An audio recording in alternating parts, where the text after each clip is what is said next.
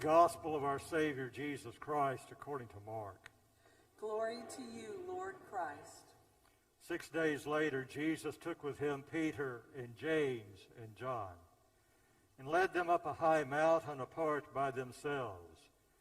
And he was transfigured before them, and his clothes became dazzling white, such as no one on earth could bleach them. And there appeared to them Elijah with Moses, who were talking with Jesus. Then Peter said to Jesus, Rabbi, it is good for us to be here. Let us make 3 dwellings, one for you, one for Moses, and one for Elijah. He did not know what to say, for they were terrified. Then a cloud overshadowed them, and from the cloud there came a voice. This is my Son, the beloved. Listen to him. Suddenly, when they looked around, they saw no one with them anymore, but only Jesus. As they were coming down the mountain, he ordered them to tell no one about what they had seen until after the Son of Man had risen from the dead. The Gospel of the Lord. Praise to you, Lord Christ.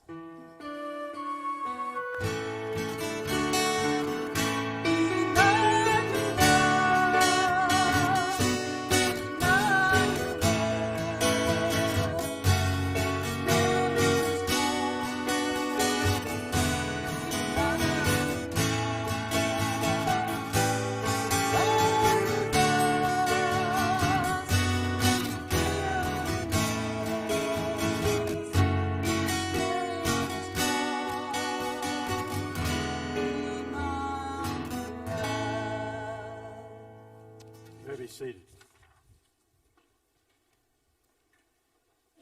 A couple of things that I omitted in the announcements about this Wednesday. The first is that those little cups with the ashes are courtesy of Bob Hunt, our Altar Guild chair, who took time to do about 100 of those. And so we give thanks to him for that. The other thing is that for those of you who will pick up your bag and you will not be a part of the service either online or otherwise or in here on Wednesday, you're welcome to go ahead and do the ashes whenever you wish. There are cards in there to help you with that, so just to let you know. In 1975,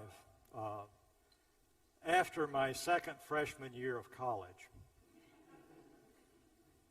I know. My parents had, the year before, had moved, and they had become the managers of one of the United Methodist Church camps in that conference, in that area in Tennessee. It was in the Cumberland Plateau region of Tennessee. We often referred to those as the mountains, even though technically and geologically they are not mountains, they're a plateau. But they're higher than the other areas, so that's what they were. And at this place, it was an absolutely beautiful place. I'd gone up the summer before for a couple of weeks toward the end after I'd come back from being elsewhere and worked with them there. And I'd been there during the breaks from college. And so I'd grown accustomed to the place. And my job there was basically to do maintenance and upkeep. There was this old 1920s house there that we were, my father and I, along with folks who would come in and help, we were renovating it to make it a retreat center. We were doing other kinds of improvements and getting things up to par. And it was just a fun place to be. I enjoyed working with my hands, and I enjoyed doing the kinds of things that we were doing there. But as we were doing that, the programming was going on around us, and that included junior high and senior high camps, retreats, all of this kind of thing. So there were always these people in and out. And it was just a very vibrant kind of place to be. It was fun, a lot of fun. There was this one group that had scheduled a week. It was the first time they had ever been there. And they came with particular tasks in mind. This area is a fairly poor area. A lot of poverty in this area. Not quite as to the extent of Appalachia, but it's still quite poor. And they came, this group did, from a group of churches, but one primary church, to work. And to do work, hands-on kind of work for people in their homes. To try to do repairs and that kind of thing. This was the brainchild of a person who had brought this group of folks, and he had worked very hard to pull this group together. And so they came, and they had these ideas of what they were going to do, but they had put out feelers ahead of time, and they knew that there were a few places they could work, but they immediately got to work and found other places when people began to hear that they were there and how they were dependable. They began to say, can you come do some work for us? And it was all kinds of work. So it was replacing porches or decks. It was replacing floors. It was doing roofing repairs. It was all of those kinds of things that are important to people. It was interesting because anytime a group would come for whatever reason to this place, I would watch them. And I would watch and I would notice the difference between the day they came and the day they left. There were always these relationships that would be built, and you could see the sadness as people began to part, but you also began to sense and to observe things that had changed in these people. How they were. They were leaving differently. And so too was the case with this group of folks. They came in, and a lot of, most of the churches were in the city. And they were churches that the kids really didn't know how to do this kind of work. But yet they came in and threw themselves into it and learned how to do it. And when they left, I thought these kids have been transformed. They have been changed by their experience here. And I was truly moved by this. I was in awe of what had happened with them. And they went away. In our gospel today from Mark tells us a beautiful story of how Jesus takes a select three up on this mountain top. And while they're there, he says, hey guys, watch this. And in the midst of all of this, Mark tells us not that he was transformed, but that he was transfigured. And he was seen in these garments that were whiter than you can bleach them. And they hear this voice from God. They knew it was from God. Nobody had to tell them. They heard this voice from God, and here's all of this going on, and they know it is so special that in one of the Gospels they propose to build booths, a place where they can raise up Jesus and Elijah and Moses. What the guys experienced on the mountain that day, we often refer to as mountaintop experiences. We often see those as being some kind of a spiritually uplifting or a spiritually high kind of experience that we've had.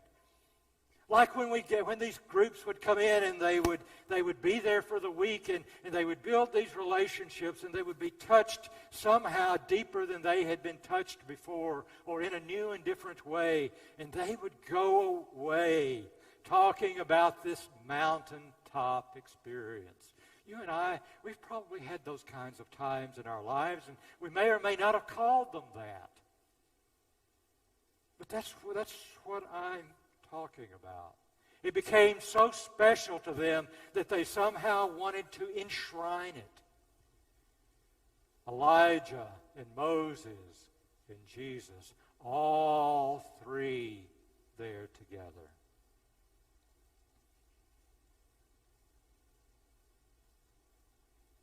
The name of this program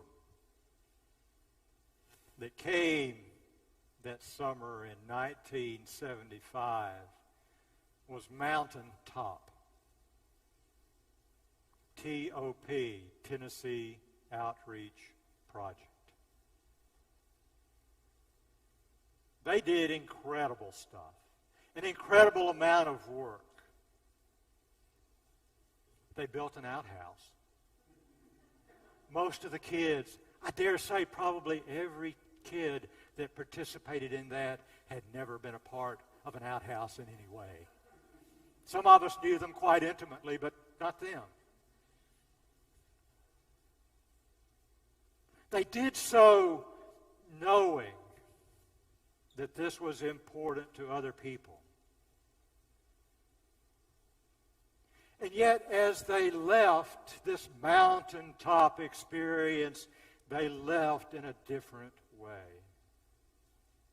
You see, I think it was a mountaintop experience for them, just as this was for the guys that went up with Jesus and stood there on the mount with him.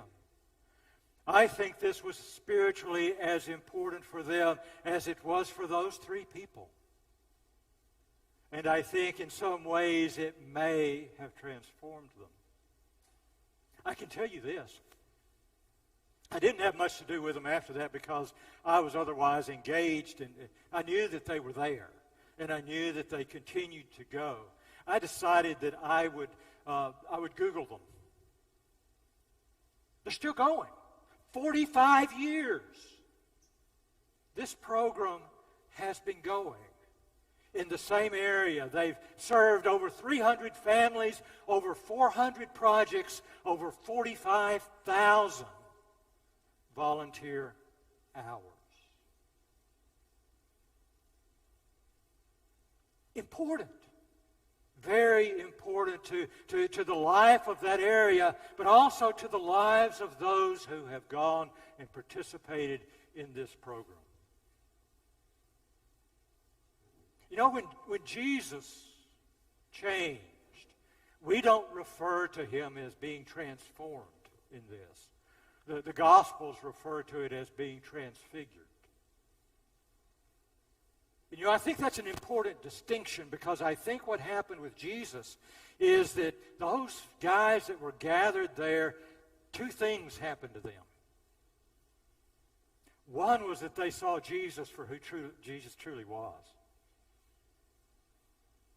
They saw Jesus not just as this guy that they walked along with who said all of these things and who did these various things in their lives and healed people. They saw him as being part of divine creation. They saw him as being holy. Now, I don't know if the guys got this or not, but it's part of my thinking, at least at this point. I think when Jesus was transfigured, he showed them also who they were. That they are just as divinely held and divinely lived out as he is. I think it's true for all of us. I've changed how I see those kids that came that summer, that week that I watched there, and I've changed how I've seen those kids at church camps and people in retreats and how we develop. I've gotten to where I don't use the term transformed. I think what happened for those kids that week and what happens for you and I in our daily lives is that we are transfigured.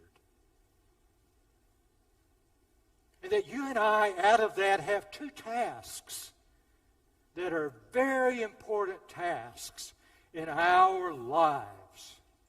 And the first is to somehow strip away the stuff and so that people can see who we truly are.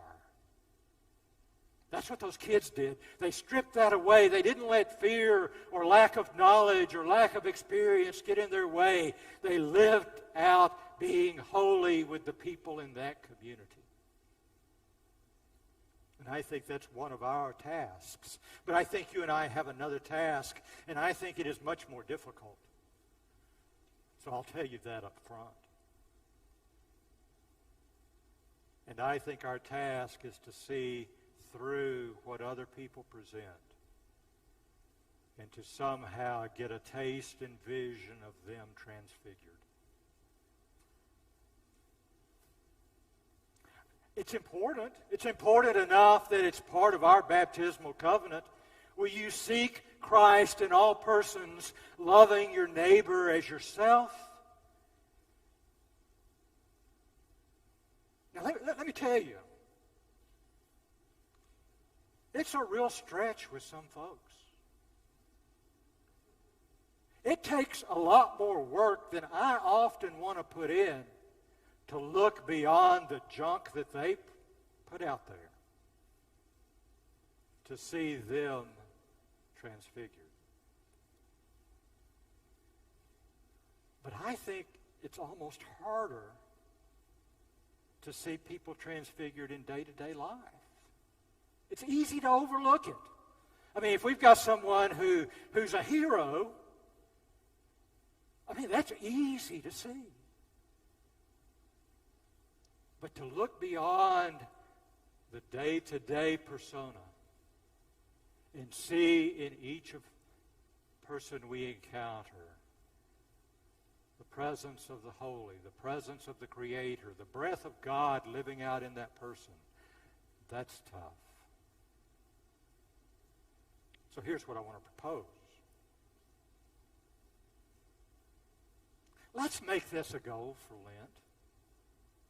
If you're willing to do that, would you at least to keep alive in your mind the question of when you look at someone or you watch them on TV or you see them walking down the street, how is the divine present in them? How is the holy being manifested here that I can see? It may not be easy. You may not come away with anything in your mind, but I guarantee you that it will change how you and I approach the world around us. And we will begin to see it, perhaps, transfigured, just as Jesus was transfigured. Amen.